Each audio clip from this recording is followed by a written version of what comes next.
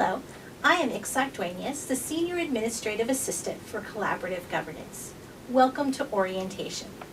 The next few slides will be narrated by Professor Aldo Billingsley. Thank you so much for your willingness to serve. I look forward to working with you this year. If you have any questions, please do not hesitate to contact me.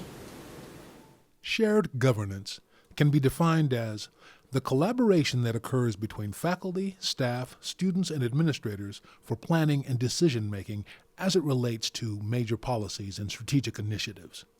Shared governance helps prevent any one person from arbitrarily making important decisions without getting advice from key constituents. At this point, you might be thinking about your role in this infrastructure. You, in fact, are a change maker. That essentially means that you are an agent of change. You are in a role that allows you to, 1, recommend new university policy and major strategic changes, and 2, review significant changes in existing policy. Let's move along to look at the governance process at Santa Clara. The governance process begins with the initiation step. Policy issues can arise from anywhere and go directly to any one of the 6 university policy committees. Let me take a few minutes now to describe the policy committees. There is a policy committee for academic affairs, which might deliberate over the creation of a new department or major. A faculty affairs committee, which might discuss contractual obligations of faculty. A staff affairs committee that might discuss housing options for staff. And finally, a student affairs committee, which might discuss a recording policy in the classroom. There is also a Planning Action Council and a University Budget Council, both of which are strategy and planning committees. The governance process also includes 2 standing committees, the Benefits Committee and the Research Committee. The Benefits Committee makes recommendations regarding benefits issues, and the Research Committee sponsors programs and supports faculty scholarship.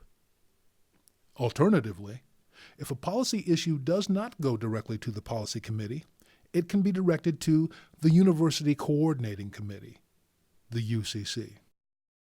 The UCC would then decide on the appropriate university policy committee to consult on the topic, or they can decide to form a task force, a group comprised of students, staff, faculty, and administrators, as considered appropriate. The second step in the governance process is the consultation step, which is really a key step in the governance process. The consultation with key stakeholders can occur with the Faculty Senate Council, the Staff Senate, the Associated Student Government, or any of the policy groups. The multilateral discussion about major decisions allows for input at the various stages of deliberation. Those stages include when a problem is defined, when a tentative solution is developed, and when there is a final recommendation. These are known as the Rule of 3. The third step in the governance process occurs when the UPC makes a recommendation to the appropriate administrator. The administrator for each of the policy groups is listed on the university governance website. The fourth step in the process is obtaining approval for the new policy from the administrator. Note that the recommendation can be approved or disapproved by the administrator. If the recommendation is approved by the administrator, it will then be routed for approval by the university president and the board of trustees as required. If the administrator rejects or significantly modifies a recommendation from a UPC, the administrator will attend a future policy committee meeting for further discussion. The final step in the approval process is implementation. To learn more about the processes explained and for additional information related to university governance, see the University Governance web pages. The university uses Google Drive to accomplish transparency, accountability, and timeliness. Each policy and standing committee have established folders for their committee on Google Drive. One of the documents in each of the respective committee folders is a public agenda. The public agenda should be saved in the respective committee folder no later than 2 days before the committee meeting. Similarly, the approved public minutes should be saved in the respective committee folder no later than 2 weeks after the committee meeting.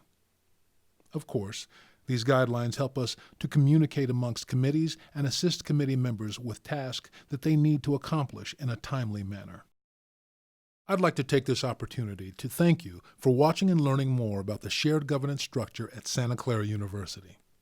In sum, shared governance is a collaborative venture that attempts to balance maximum participation in decision-making with clear accountability amongst faculty, staff, students, and the administration. If you have questions regarding any of this information, please contact the chair of the University Coordinating Committee or the assistant for shared governance as listed on the University Governance website.